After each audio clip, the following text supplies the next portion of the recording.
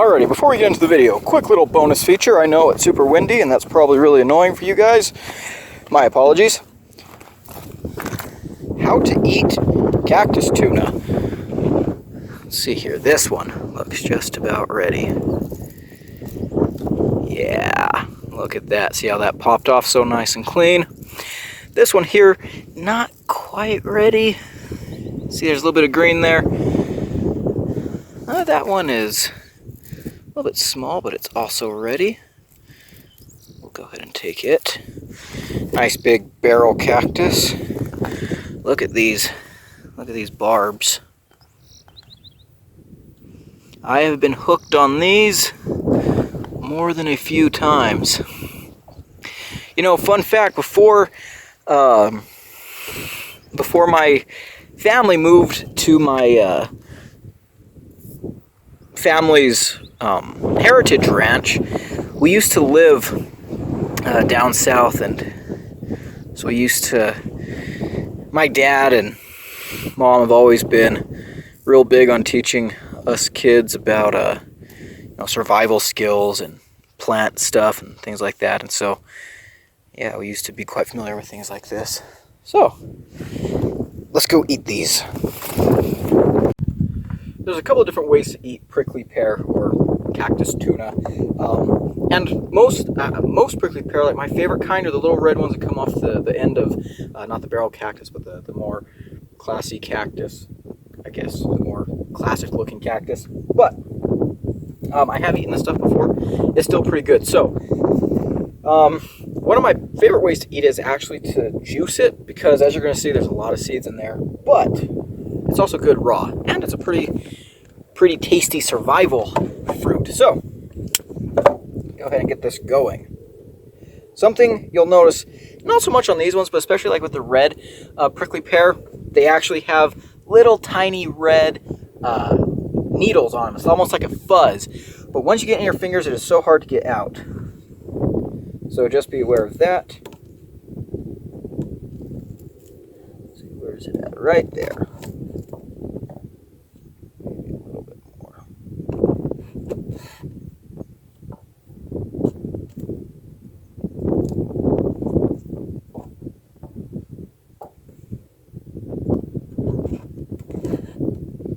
See all the seeds in there? Here's what we're going to do to get away from them.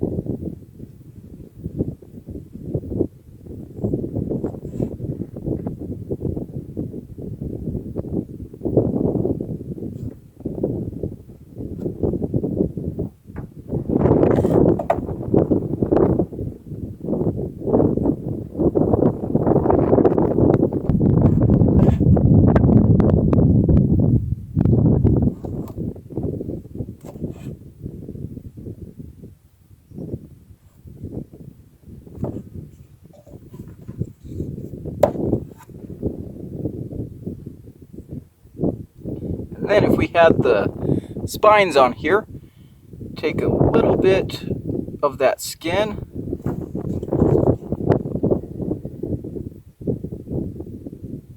see, I'm making just a very thin cut in there, just so you can grab that skin. And whoops, these ones are so ripe, it's just peeling right off. In fact, oh no, I dropped it, no! That's okay.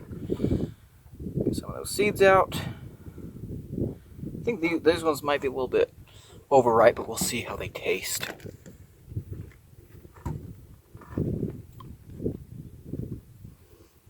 Yeah.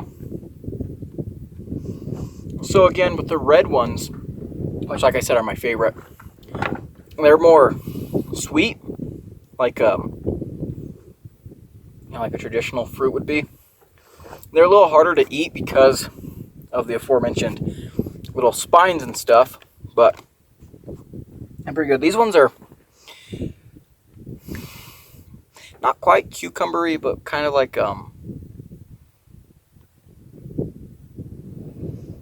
if you've ever eaten like purslane, that little weed that grows, it's got like the little leaves that are like little succulent balls of water.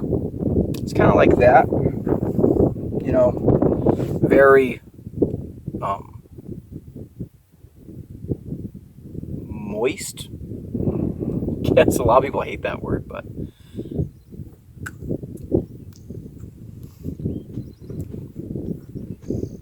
that's a good survival food. Now I want the really pink sweet ones, although it's a little bit out of season for them. Anyways, I'm going to enjoy the rest of these and get on with my day. Alrighty, let's talk about the Kubi Ruckus. Pretty interesting knife here. And actually, before we get right into it, I want to do a little bit of, kind of extra testing. So, I filmed the video just a little bit ago. You guys will have probably seen it by now, but in it I went and I harvested some prickly pear off of a barrel cactus, and just kind of, these are good snacks. But before I finished all of them, I was like, you know what? The Kubi Ruckus might be a good knife to kind of, it might be a good little demonstration because it's so small and slicey, so maybe we can use it to, scrape the seeds out.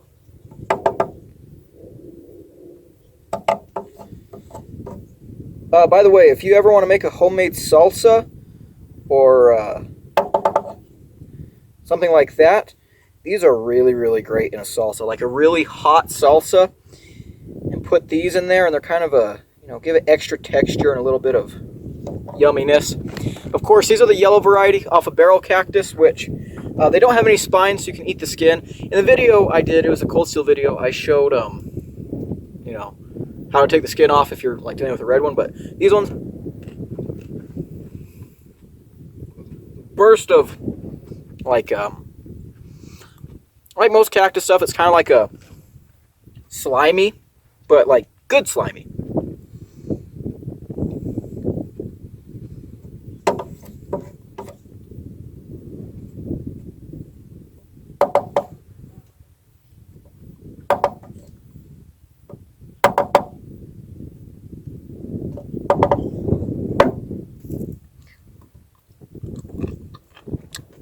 And you can eat the seeds. Just to be clear, you can eat the seeds, but they're a little bit gritty. You can use them for other things. Like, I know a lot of people who will like dry them and use them for different stuff, but they don't really have a taste to me. And if you're just eating this as like a, honestly, if you're in a survival situation and you come across these on a barrel cactus, just pull them off and eat them like that. Maybe I'll include this stuff with the cold steel video too, just because I know I'm getting in depth on how to eat these, but whatever. So this one has this spot here. I don't really want to eat it, but we're just going to go ahead and slice it up. Yeah, probably wouldn't have been the best thing to eat. And they have this really dense core where the sprout comes out at. Good little slicing capability there. I'm not going to eat that stuff. Let's see if we can like cut these out just to a little too much meat coming off.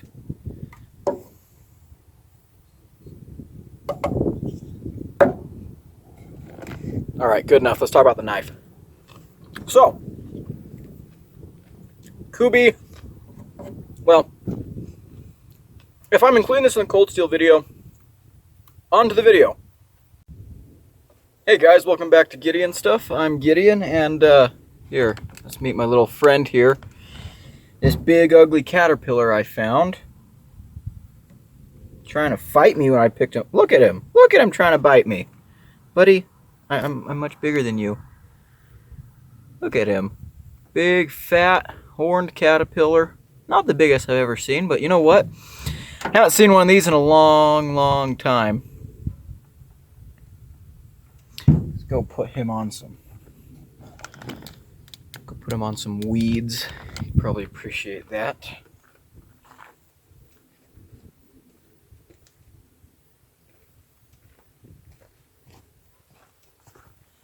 and he can cause havoc in all his caterpillary ways. Anyways, what are we talking about today, guys? You already saw the title, so why am I even delaying this? We are ranking my cold steel collection. Now, I have I've got a good number of cold steels. I know there are guys out there that have way more cold steels than me. Some people collect nothing but cold steels. I've seen some pretty impressive cold steel collections. But, you know, I figured I'd give a little bit of a ranking on mine, show off my cold steel collection. This is a video I'll probably update at some point because I do plan on getting more cold steels. In fact, one that I'm wanting to get my hands on is the new 8010 Light, specifically the Tonto version. So, you know, but I don't have one yet because I can't just go out and buy every knife I want, just like you guys. It's a sad feeling, but you know. So, I am a cold steel fanboy. Let's get that out of the way first. Yeah, I love cold steel knives. And, you know, let's talk a little bit about why. Because, you know, I think a lot of people automatically assume that cold steel is just kind of, like upper tier mall ninja stuff. They just make things that are crazy and out of left field just for the sake of being crazy, right? And, you know, I feel like they do some of that. And that honestly is an aspect of them that I do enjoy. Someone needs to be crazy, right? We can't take ourselves seriously all the time. But more than that, I feel like cold steel makes knives for the working man. And there's a lot of reasons I love cold steel. And cold steel is one of those companies that I would consider myself to be a loyal supporter. I don't say that about every knife company. But Cold Steel is a company that I will recommend to pretty much everyone that I meet in my everyday life. I think it's awesome that Cold Steel makes knives in a bunch of different price categories, and especially like in their less expensive stuff, they include like the triad lock. They don't keep the triad lock for their upper echelons. They'll put the triad lock on, you know, $25, $30 knives. And I think that's awesome. And I think a lot of their knives are just great working knives for, you know, kind of like I said, working class guys. You know, they've got stuff like the, what is it, the Pro Light, the Pro Sport or whatever. The Finwolf knives are pretty cool. You know, they make stuff that I think is really appealing to, you know, people who want to use their knives hard. And for me personally, I use my cold steel knives pretty hard. You guys follow me on Instagram, you know that, you know, during the summers when I'm working in the woods, I love using my cold steels. And when I'm at college, living in the city, working a boring job, not in the mountains. Although this year I'm not working a boring job. I don't really carry my cold steels that much, if at all. And it is kind of tragic, I guess, but you know, a time and a place for everything, I guess. And I still keep my cold steels around because they just, I don't know, they remind me of good times. I pull out my cold steel knives and I hold them, I grip them, and you know, it just kind of transports me to the woods and good memories there. So, all right, we're not going to get sentimental in a cold steel video. Let's go ahead and get started. All right, so we are going to be ranking these from least favorite to most favorite. Let's go ahead and tilt like this. Maybe that'll be better. I don't know. Anyways, from least favorite to most favorite. Just because a knife is ranked lower doesn't mean it's a bad knife. Obviously, if I keep it around, it's still a good knife, but you know, we're going to try to see which ones I like best. And this is probably going to be a little bit hard for me. I'm going to be torturing myself a little bit for you guys, but let's go ahead and get started. And I think the knife that we're going to put in the number, I'm not even sure what spot because I haven't counted how many cold steels I brought with me today. But anyways, the first knife we're going to be going over is the Mini Tac. This is a cool knife. This is a really, really cool knife. I like neck knives. I haven't carried neck knives in a while, but I used to carry neck knives a lot. I think carrying a neck knife is pretty cool. It has some unique advantages that you don't really appreciate until you start to carry a neck knife. But yeah, these are great, very affordable, under $30, 8CR13 MOV, which, by the way, Cold Steel does a great job with their 8CR. In fact, all their steels, they do a really, really good job with. So, yeah, cool knife. Secure X sheath. Obviously, it's the buoy because you guys know how I feel about clip points. So, yeah, Cold Steel Mini Tac. Now, I have a board out here. I guess maybe we're going to line them up here and I'll show them all at the end. But here, I know you guys like to see the knife throws. So here, let's do it again. All right. So, Mini Tac. Really, really cool.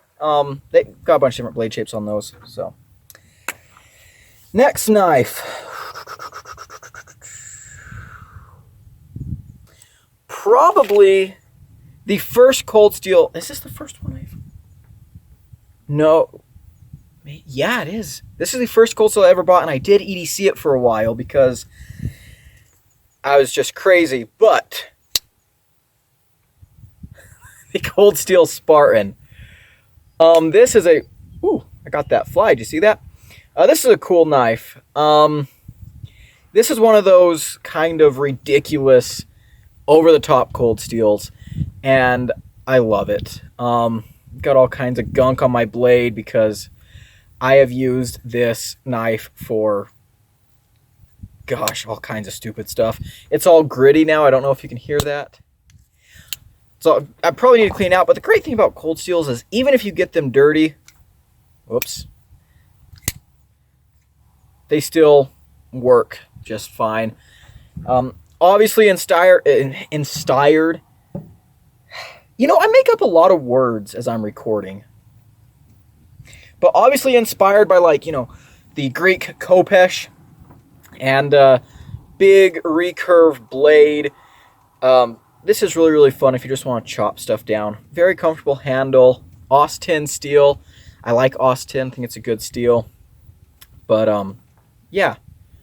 Really, really, really enjoy this knife. Even though it's... I wouldn't necessarily call it the most practical of my Cold Steels, but, I mean, it is a heck of a cutter. Yeah, like I said, the first Cold Steel I ever bought because I was like, you know what? I want something absolutely ridiculous, so there we go. We'll do another table throw for you guys. I don't think I'll keep doing this, but there we go. Oh, that was pretty much off screen. Whatever. Okay, moving on from that... Yeah, this one's probably next. This is a really special knife because this was the second knife I ever reviewed on the channel, and it was my first video that ever got more than 1,000 views, which was crazy. But yeah, this is the SR1 Lite, the Tonto version. I kept hearing everyone talk about, oh, the Cold Steel Tonto. Cold Steel makes some of the best Tontos. And I was like, you know what? I want to get in on that. So I got this knife, and I must say, I love it. I have beat the crap out of this knife. There is some rust on it because I didn't take care of it like I should have. Super thick blade. I took this with me camping a lot. And one thing I would use it for, well... The first time I did this, it was because I forgot a can opener, and so I just used this to just, you know, stab it in, you know, open a can of baked beans, and then I went camping with some friends and stuff, and I was like, oh, you guys want to see something stupid? And, you know, stab it, open a can of beans with a folding knife, you know, it's always fun, but really, really cool knife. Again, super thick, pretty much indestructible, triad lock, super smooth, though, like, look at this. No wrist, you can whack it out of there. If you're not careful, it will take your thumb off or your finger, but yeah, really, really cool. Love that one. What next? What next? You know, this is a hard video because, like, gosh, I really love Cold Steel. I was talking about brand loyalty earlier. You know, there was a lot of knives from a lot of different companies that I absolutely love with all my heart. But Cold Steel is probably the only company where I can handle pretty much anything from them and be like, oh, yeah, this is awesome. I like this. You know, every other company, you know, I handle a bunch that I really, really like. Then there's one knife or two knives or three knives I handle. I'm like, bleh, bleh. And, you know, I've genuinely liked every Cold Steel I've ever handled. Not all of them were for me. Like the, one that got loaned in was the neck knife. That was the stabbing with a secret edge. Not really my style, but you know what? That was a cool knife. Okay, we're wasting time here. This is already going to be a very long video, and people don't like long videos, but yeah. Next, the Cold Steel Engage. New release, and excuse me, I got like the hiccups and the burps today. So yeah, new release. I'm hoping to schedule this video to come out the day after the review for this knife comes out. All my Cold Steel videos tend to get a lot of views, and you know, Cold Steel fans are pretty hardcore and awesome. You know, they like to see the knives used and reviewed and stuff. But you know, I really do like this knife. I do. It just, for me, I don't know. I watched the review. As I'm playing with it right now, I'm wondering if maybe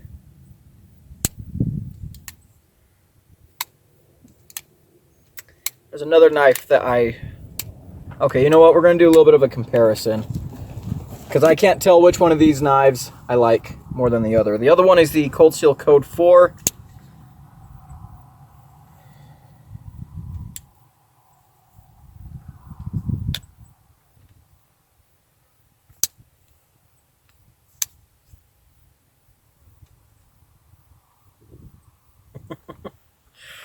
I knew this video was going to be hard.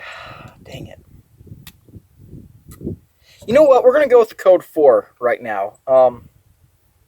I love this knife. And this is a knife that I have said transfers most seamlessly between hard use and just regular EDC for me. This is a knife that I will take to work on the ranch. I'll take to work out in the woods. I'll take it camping with me, hunting. But it's also a pretty good EDC knife just because it's so slim. The value on these are fantastic. S35VN aluminum. And I got mine for 80 bucks, you know, back when these were 80 bucks. And nowadays they're like 120 bucks. And I saw that and I was like, no. But if I'm being honest, that's still not a bad deal. Yes, 85 bucks is like out of this world phenomenal value. But 120 bucks for S35VN, which is done very well. Again, Cold Steel knows how to heat treat their stuff. S35VN.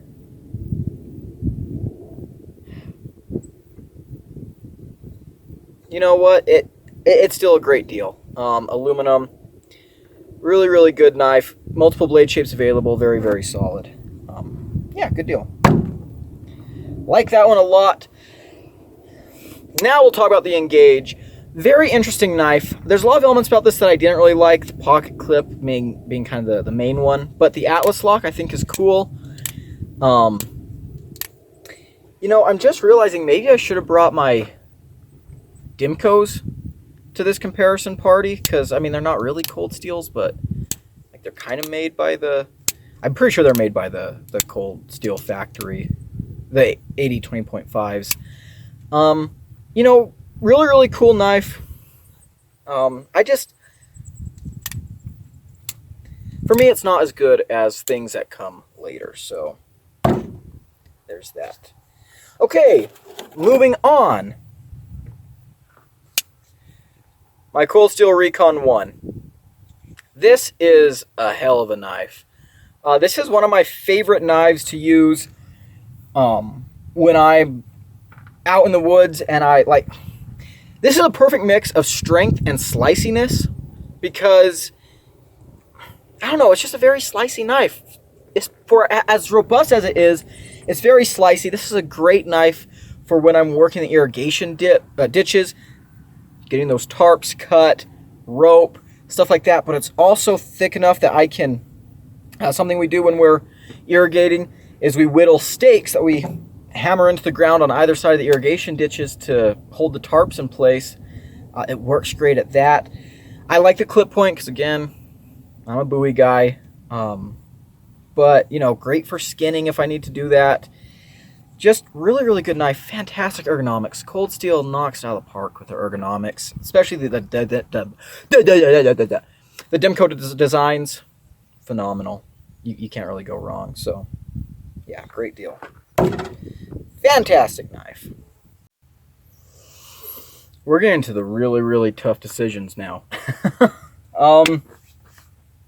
If I was ranking my Demcos with this set, which the more I think about it, like, that might have been a cool idea, but I'm kind of glad I didn't do that. They would probably be between the Engage and the Recon. Well, the clip point would be before the Recon one, and then the Shark's Foot would be after it.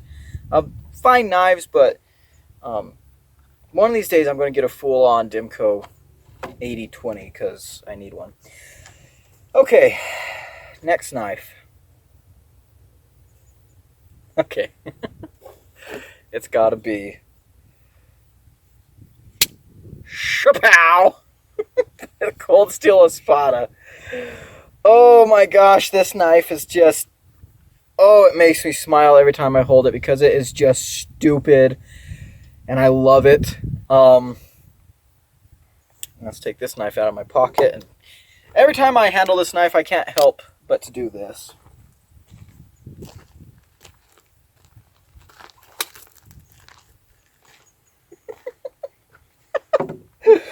Oh my gosh, that is so much fun.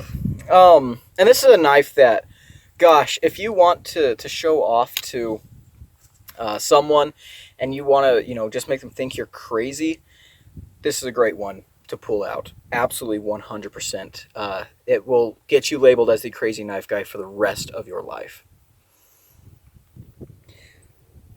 One thing I find to be really weird about this knife too is how comfortable it is in my pocket. Like, this should not fit in my pocket as well as it does. And Cold Steel pulls that off a lot.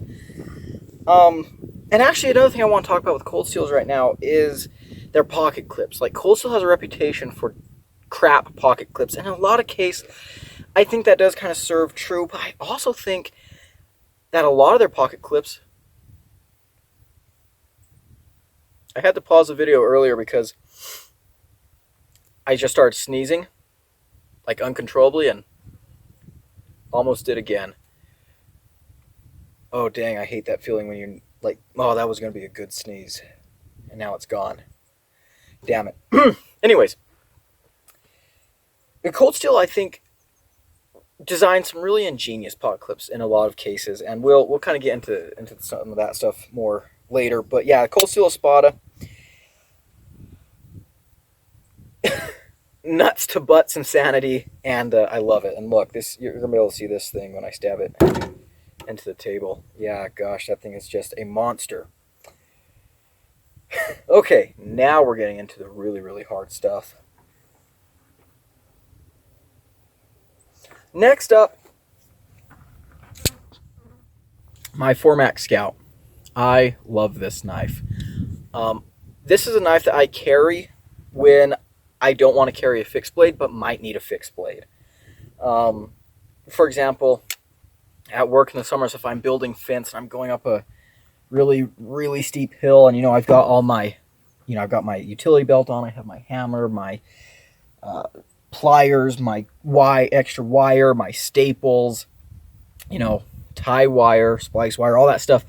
Carrying all of that, might be carrying T-post, chainsaw, you know, and I don't want a fixed blade bouncing around. This in the pocket, I've got a folding knife and a fixed blade all in one. And this is another knife that just carries so much better than it should. You know, 10 ounces, and it doesn't feel like it at all. Sturdy, sturdy knife. These are pretty affordable. These go for about 110 bucks everywhere except Amazon. These go for like 75 bucks. If you're going to buy cold steels, try and buy them on Amazon. I don't know why, but Amazon has some really, really good prices on cold steels. So, yeah, I did not buy this one off of Amazon, but I kind of wish I did. But, yeah, just super comfortable. Andrew Demko design. Got that choil. So much blade to work with. Beautiful drop point. And let's talk about this. Cold steel stonewash finish. I think Cold Steel does one of the most amazing stonewashes on the market. We saw it already on the Spartan and the Espada, but fantastic stonewash, very heavy, but it's just incredibly durable, can stand up to a lot of abuse, very corrosion, you know, it helps the corrosion resistance of the knife. This knife here, as you can see, I've beaten the tar out of it. It does not get cleaned as much as it should. But, you know, it's still kicking. And I love this knife so much. This is, and so smooth, too. Like, this is another one that I have been afraid of getting my fingers cut off a couple of times. And this one, too, is also gritty and gross like that Spartan was. Like, look at all the dirt that's down there in the action and the stuff. But still pretty smooth.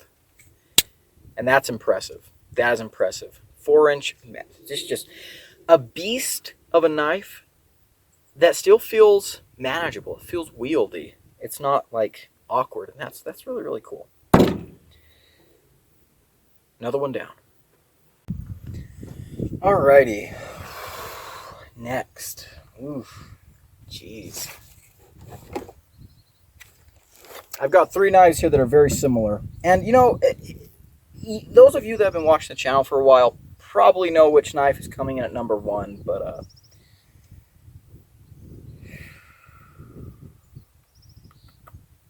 here's what's next. This is my 8015 Light. This was kind of the first cold steel that I bought with it just like specifically for review. And I did a lot of testing and stuff, and the review and testing videos that I did with this knife were very, very popular. This was well, popular for my channel. This was the knife that made me really fall in love with AUS 10, and as you can see there, from all the scratches and stuff, yeah, this knife has not had an easy life. But, you know, you can watch my testing video where I just kind of pushed AUS 10A to its limits, and it did really, really well.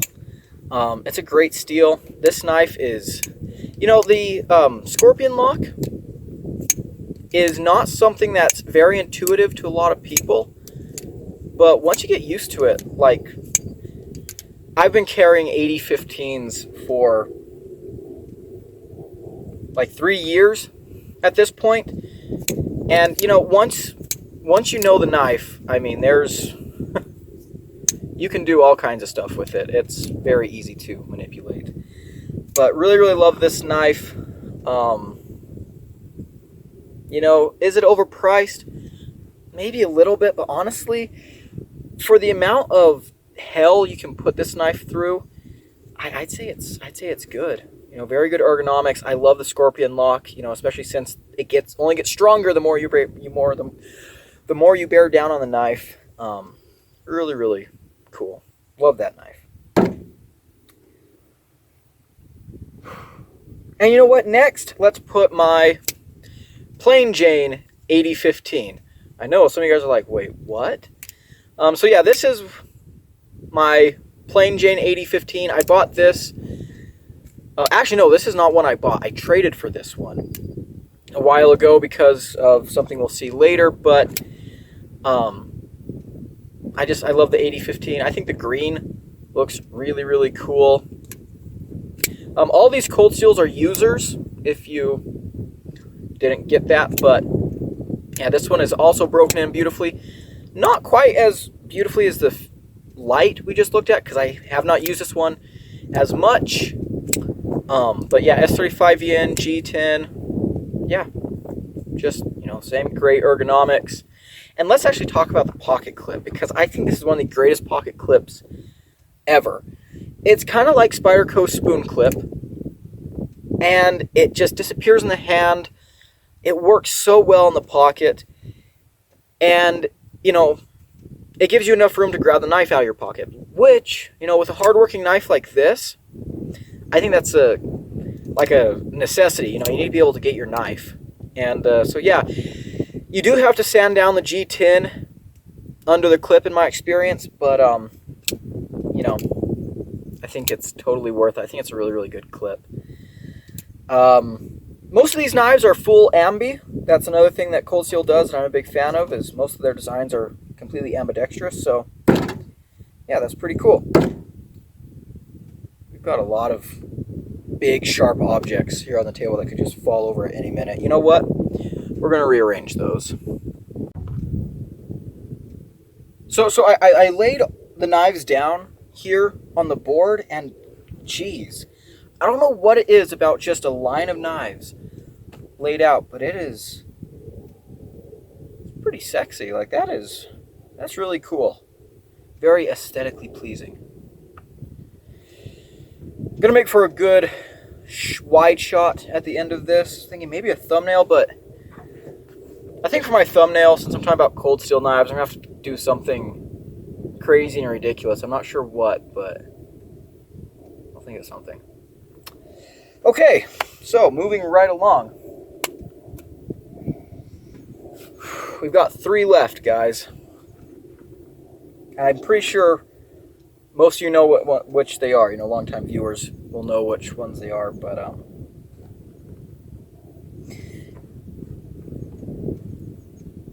yeah, this one's next. My 8010. Now, I gotta say, this is one of the most comfortable knives I've ever held, and this is probably my nicest Cold Steel. I love the G10. Everything looks great. Love the satin finish. Something I've complained about in the past, though, you know, is, you know, Cold Steel has such a beautiful stonewash, you know, and stonewashes are so great for hard use knives because they hide wear and stuff. They should use more stonewashes, but they do a really, really good satin. And this one's all dirty and mucked up because, yes, I use my knives. But great knife, just looks gorgeous. I love Andrew Dimko's design language. Beautiful drop point. Immensely comfortable handles. It is a dream. This is a joy of a knife. And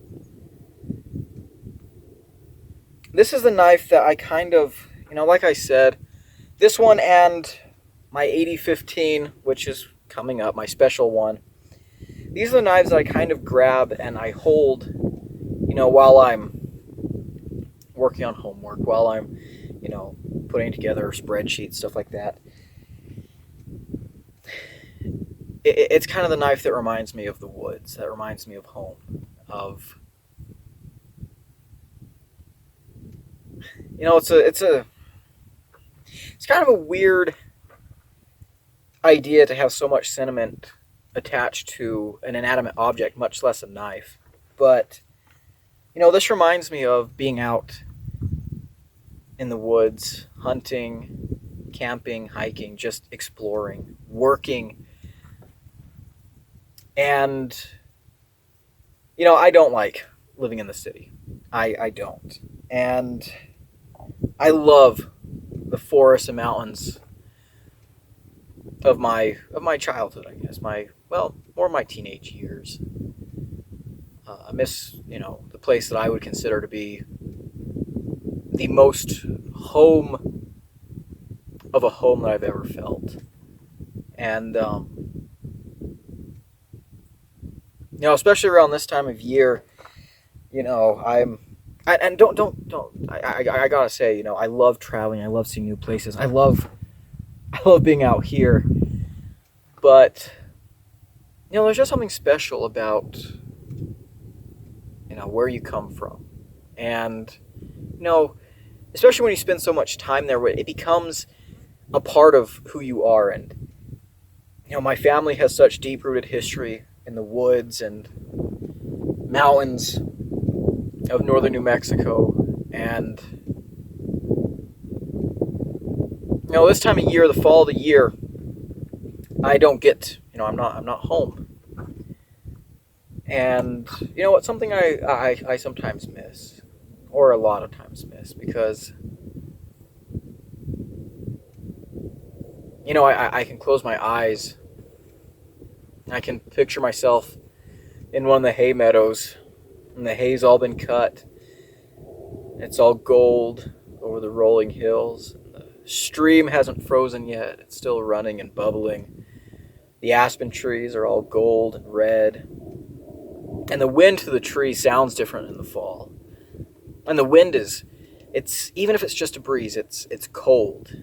It makes your teeth chatter, and it kind of just gives you a hint of the winter that's about to come.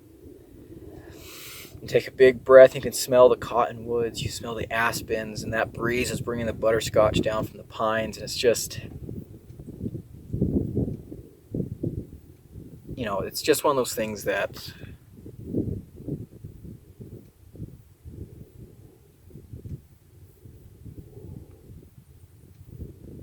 I don't know, it means a lot. And we're getting way off topic here, but yeah, you know, these cold steel knives, a lot of times they remind me of working in the woods with my grandpa. They remind me of hunting. They remind me of, you know, just all the trees and mountains that I know. And I know it's kind of a white trash, corny saying, but you know, you can take the boy out of the woods, but you can't take the woods out of the boy. It's true. Anyways, last two. I know which one I know how these ones are going to be ranked, but it's kind of a hard decision. I just noticed there's a storm rolling in behind me.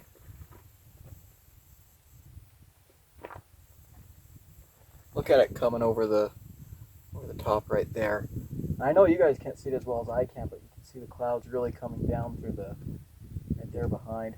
You know, I just spent a couple of minutes like cringily bearing my heart and talking about how much I miss home and how much I love those mountains. But I also got to say, I love traveling. I love seeing new places, and I love experiencing all kinds of different terrain.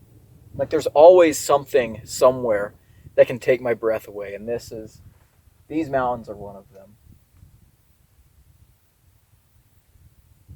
That's a good thing I like to travel, because with careers, you know, you got to go where the money is, and the money ain't in the logwoods. So,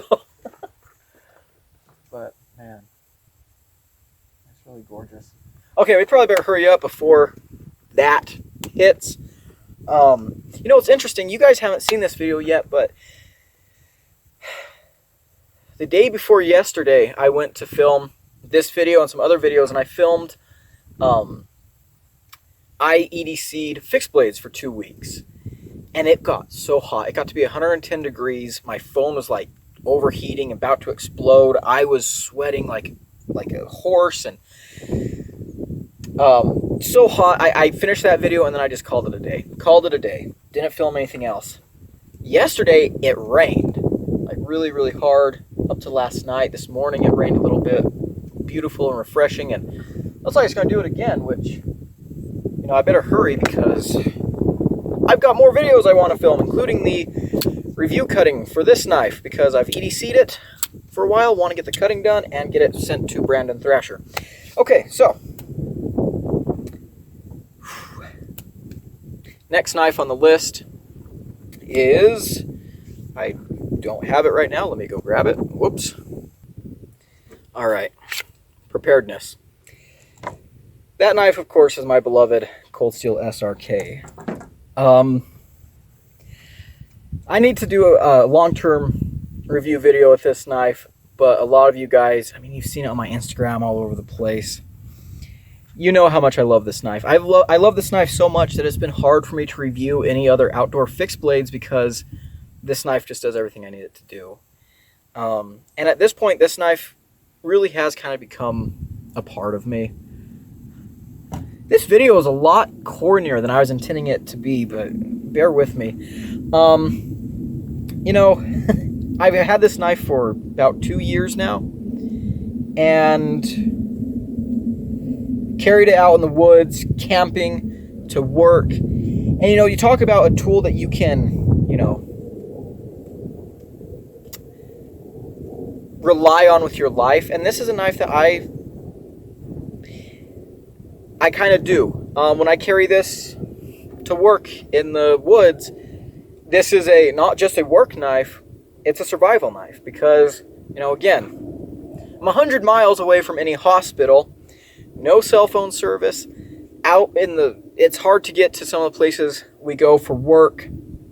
And, you know, if something goes wrong, which things have gone wrong, and, you know, you got to spend the night out there, you want a good tool. And yeah, this knife is just, I think it's a perfect size, super comfortable, and yeah, it's durable. This one is, probably need to sharpen it right now, but yeah, this knife is just good tool, means a lot. So there's that one. And the last one, my very favorite of all my cold steel knives, the 8015. This is my original one, and this one I dyed the scales blue. Doesn't really show up that good on camera. I should actually probably re-dye them. But I love this knife. I remember saving up for this knife for a long time. I bought it. I was using it out in the woods. And this was before I had the channel. And I kind of thought to myself, you know, this could be it. Like, do I need to buy any more knives?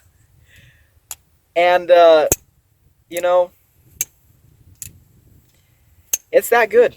It really is that good that I almost just stopped the hobby with this knife.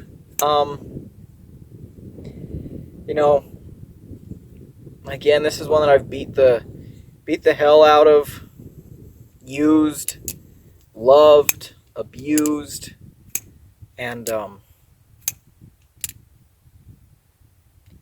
reverse flick with the scorpion lock. A little bit of a tricky trick, but you can do it. I mean, what is there more to say? This is just a beautiful knife. And, you know, this has been a long video. The wind is picking up. That storm is coming in. It's already raining off to the south. Let's finish this up.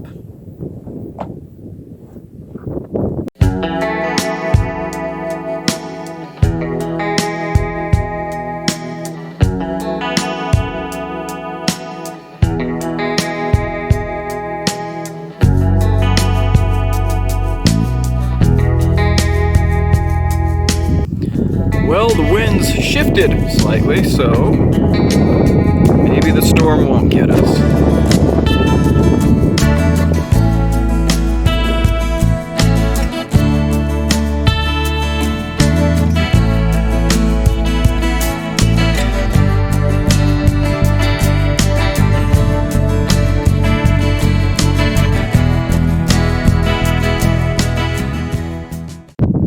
Alright, we're going to call it a day there, guys. Yeah, hope you enjoyed. I want to know. Tell me in the comments below. What are your favorite cold steel knives? And, yeah, let's go ahead and end this video before the wind gets too bad for your guys' poor ears. I've been Gideon. Don't forget to like, comment, and subscribe. Or dislike, if you feel that way. And, yeah, I'll see you in the next one. Adios.